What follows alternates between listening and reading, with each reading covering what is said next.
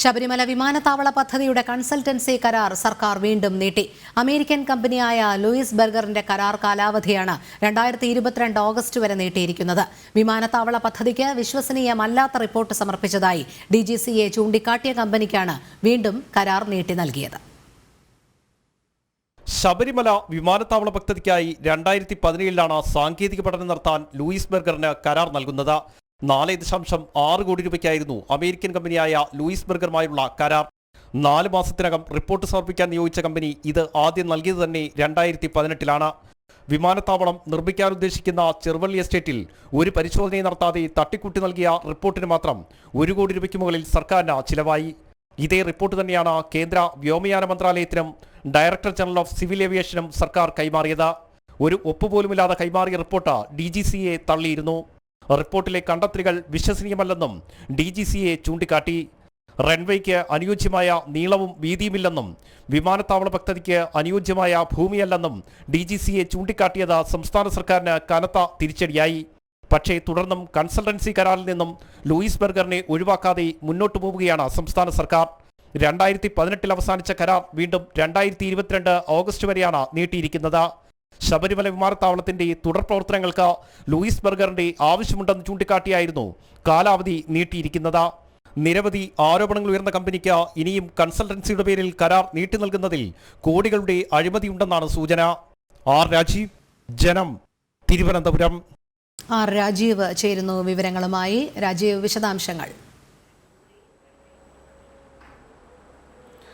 രോഹിണി, 2017 ശബരിമല വിമാനത്താവള പദ്ധതിക്കായി consultancy American കമ്പനിയായ ലൂയിസ് ബർഗറിന് നൽകുന്നത് 4 മാസത്തിനകം റിപ്പോർട്ട് സമർപ്പിക്കണമെന്ന് അന്ന് ലൂയിസ് ബർഗറിന് സർക്കാർ നിർദ്ദേശം നൽകിയിരുന്നു.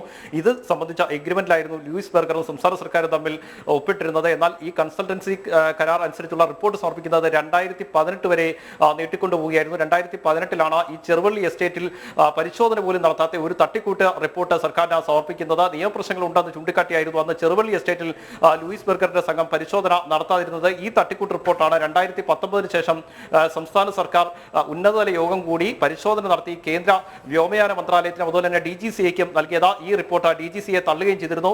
സംസ്ഥാന സർക്കാരിന്റെ ഭാഗത്തുനിന്നോ ഈ കൺസൾട്ടൻസി കമ്പനിയുടെ ഭാഗത്തുനിന്നോ ഒപ്പുപോലും ഇടാതെയായിരുന്നു ഈ റിപ്പോർട്ട് സമർപ്പിച്ചിരുന്നത്. ഇത് ചൂണ്ടിക്കാണിച്ചുകൊണ്ടാണ് DGCA ഈ റിപ്പോർട്ട് തള്ളിയത്. മാത്രമല്ല ഈ വിശ്വസനീയമായ റിപ്പോർട്ടല്ല ഇത് എന്ന് DGCA ചൂണ്ടിക്കാണിക്കുകയും ചെയ്തിരുന്നു. റൺവേയുടെ നീളം പര്യാപ്തമല്ല എന്നും വിമാനത്താവള നിർമ്മാണത്തിന് ഭൂമി അനുയോജ്യമല്ല എന്നും DGCA വിലയിരുത്തുകയും ചെയ്തു. കേന്ദ്ര വ്യോമയാന മന്ത്രാലയവും ഇതേ നിലപാടിൽ തന്നെയാണ് പിന്നീട് എത്തിയത്. ഏതായാലും ഇത്തരത്തിൽ വിവാദങ്ങൾ ഉയർന്നിരുന്ന ഒരു പശ്ചാത്തലത്തിൽ കൂടിയായിരുന്നു ശബരിമല വിമാനത്താവള പദ്ധതി മുന്നോട്ട് പോയിക്കൊണ്ടിരിക്കുന്നത്. ഏതായാലും ഇപ്പോൾ ലൂയിസ് ബർഗറിന് വീണ്ടും കരാർ കാലാവധി നീട്ടി നൽകിയിരിക്കുന്നു. 2018 അവസാനിച്ച കരാർ കാലാവധിയാണ് വീണ്ടും 2019 മുതൽ 2022 വരെയായി നീട്ടിയിരിക്കുന്നത്. 2022 ഓഗസ്റ്റ് വരെയാണ് ഇപ്പോൾ നിലവിൽ കരാർ കാലാവധി ലൂയിസ് ബർഗറിന് നീട്ടി നൽകിയിരിക്കുന്നത്. നേരത്തെ തന്നെ 1 കോടി രൂപ ആദ്യം 2018 റിപ്പോർട്ട് സമർപ്പിച്ചപ്പോൾ ലൂയിസ് ബർഗറിന് നൽകിയിട്ടുണ്ട്. തുടർന്ന് 3 കോടി രൂപയ്ക്കടുത്താണ് ലൂയിസ് ബർഗർ എന്ന കൺസൾട്ടൻസി കമ്പനിക്ക് വേണ്ടി നിലവിൽ സംസ്ഥാന സർക്കാർ ചെലവഴിച്ചിരിക്കുന്നത്. തട്ടിക്കൂട്ട് റിപ്പോർട്ടിന് വേണ്ടി മാത്രമായിരുന്നു ഈ തുക ചെലവഴിച്ചിരിക്കുന്നത്. ഇത് വലിയ പ്രതിഷേധങ്ങൾക്ക് വകവെക്കുകയും ഇടയാക്കുകയും ചെയ്തിരുന്നു. ഈ ഒരു സാഹചര്യത്തിൽ കൂടിയാണ് ഇപ്പോൾ വീണ്ടും ലൂയിസ് ബർഗറിന് കരാർ നീട്ടി നൽകിയതിൽ വൻ അഴിമതി ഉണ്ട് എന്ന ആരോപണം കൂടി പുറത്തേക്ക് വരുന്നത്.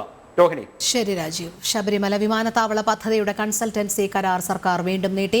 അമേരിക്കൻ കമ്പനിയായ ലൂയിസ് ബർഗറിന്റെ കരാർ കാലാവധിയാണ് 2022 ഓഗസ്റ്റ് വരെ നീട്ടിയിരിക്കുന്നത്. വിമാനത്താവള പദ്ധതിക്ക് വിശ്വസനീയമല്ലാത്ത റിപ്പോർട്ട് സമർപ്പിച്ചതായി DGCA ചൂണ്ടിക്കാട്ടിയ കമ്പനിക്കാണ് വീണ്ടും കരാർ നീട്ടി നൽകിയത്.